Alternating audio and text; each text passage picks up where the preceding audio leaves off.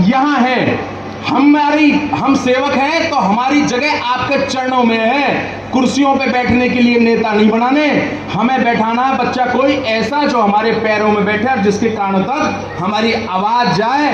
इसलिए एक और सावधानी दे रहा हूं सारे नेताओं ने, विपक्ष के ने और सारे ने, क्या भैया अगर बल्लभगढ़ विधानसभा में राज करना हो तो कुर्सी के ख्वाब तो छोड़ दो, कुर्सी तो मिलेगी ना।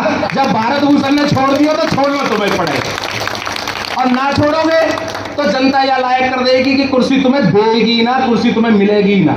जब कुर्सी मिलेगी ना तो बैठोगे कहाँ? या बात बताओ, मेरी माँ और बहन हाथ जोड़ के कि फैसला सही लिया हो या गलत लिया हो मैंने? हाथ उठा के जोर से जय श्री राम करके कहो कि फैसला सही है। तो दो बात मेरे पीछे बोलो कि नेता आज के बाद बल्लभगढ़ विधानसभा में कुर्सी को ना चाहिए, हमें चाहिए तो हमारे बीच को चाहिए कुर्सी वाला नेता का बहिष्कार बल्लभगढ़ विधानसभा करेगी। जोरदार ताली बजा के बता दो सच बोल रहा हूं झूठ बोल रहा हूं। तो या का मतलब एक बात तो क्लियर कि बहुत सारी चीज तुम्हारे दिल में भी है, पर तुम भी बोलने से डर रहे हो, लेकिन अब बोलने की डर नहीं है। अब किसी चीज से पीछे हटना नहीं है, अब किसी से डरना नहीं है। क्यों? अब किसी हार से नहीं घबराना है, किसी के दबाव में नहीं आना है, अब किसी के बहकावे में, किसी के दबाव से, बहकावे से, प्रेशर से नहीं आना है। क्योंकि जिंदगी में एक बात ध्यान रखने ना कि अंधेरे की कालिमा उजालों से ज्यादा सिखाती है। अंधेरे की कालिमा उजालों से ज्यादा सिखाती है। जो हार से नहीं डरते, जीत उन पर मुस्कुराती है। और डरने वाले को कभी कुछ नहीं मिलता जीवन में। जो काट के देते हैं अंगूठा, जिंदगी उन्हें तीरंदाज बनाती है, उन्हें तीरंदाज बनाती है। आपका बेटे ने तो अपना अंगूठा काट के दे दिया बल्लभगढ़ के लिए।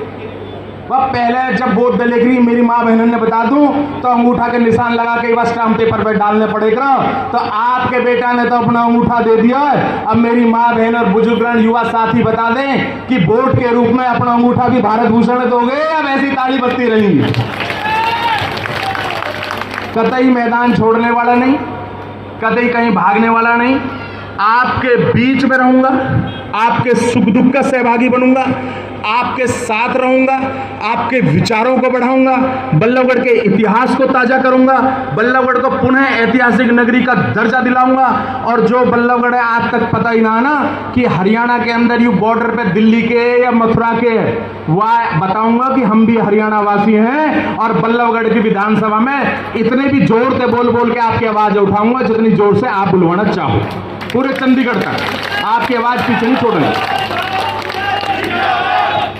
बात हो रही थी सनातन की, हिंदू की। बहुत अच्छी बात कही माननीय त्यागी जी ने, मेरे बड़े भाई हैं, मैं सुनता रहता हूं उनके विचार, बड़े आंदोलनकारी विचार हैं। और इन विचारों से अगर कुछ नहीं सीखा तो जीवन में क्या सीखा?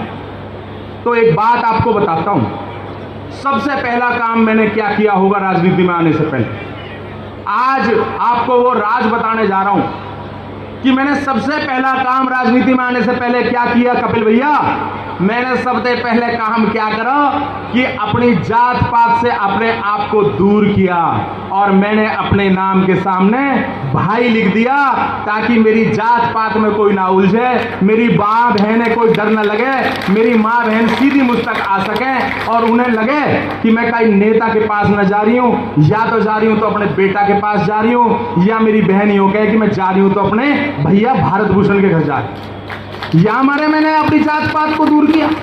मैं ना बताता भाई कौन जात है कौन पात है। और हिंदुत्व की जहां तक बात है तो मेरे तो राजनीति का सारा आधार ही सनातन है। मेरे राजनीति का तो सारा जो है विचार ही सनातन है, मेरे राजनीति का जो विश्वास ही सनातन है। और आज आपको एक राज की बात और बताने जा रहा हूं और सारी बल्लभगढ़ की जनता देख लेगी कि भाई भारत भूषण का कभी, ये आज की बात नहीं कह रहा बाबू जी, ये पिछले 2 साल का इतिहास देख लेना। मेरी बहनें गवाह बैठी हैं, मेरे भाई गवाह बैठे हैं और ये समस्त मंच सरदारी गवाह बैठी है। भाई भारत भूषण के आज तक विजिटिंग कार्ड ना बटे। भाई भारत भूषण का तो विजिटिंग कार्ड ही हनुमान चालीसा है, जेब में लेकर के हनुमान चालीसा को भाई भारत भूषण घूम, भाई भारत भूषण। और यही के पीछे भाई भारत भूषण, यही के पीछे मेरा नंबर है। आ गए हनुमान और पीछे हनुमान का सेवक, तो मैं तो घोर सनातनी, घोर हिंदुत्व का धर्मो रक्षति रक्षत है, यानी कि आप धर्म की रक्षा करेंगे तो स्वयं धर्म आपकी रक्षा करेगा।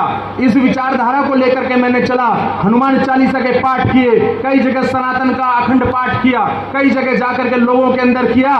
जब मैंने एक सनातन सेवा संगठन के माध्यम से पिछले 4 जून को 1 साल पहले एक कार्यक्रम पंजाबी धर्मशाला में किया, तो मैंने सारे ब्राह्मणों को बुला के कहा कि विप्रवर, और आप तो गंगाराम जी साक्षी हैं, और आप तो देखो समस्त बैठे हैं और बहुत लोग साक्षी हैं। मैंने कहा विप्रवर, अगर कुछ कर सकते हो देश के लिए तो एक काम करो, इन मंदिरों पे जो आरती पूजा पाठ होती है वो चलने दो, लेकिन हर मंगलवार को एक हनुमान चालीसा का पाठ के बाद हमारे आने वाली पौध यानी कि हमारे बच्चों को बताओ कि राम कौन थे, हनुमान कौन थे, सीता कौन थी, कृष्ण कौन थे, राधा कौन थी। और ये कार्य आपको जान के सुखद में अनुभव होगा कि पूरे बल्लभगढ़ शहर के अंदर लगभग 14 से 15 मंदिरों ने ये बात मानी और हनुमान चालीसा का पाठ करना शुरू कर दिया। आज उन मंदिरों में हनुमान चालीसा का पाठ होता है।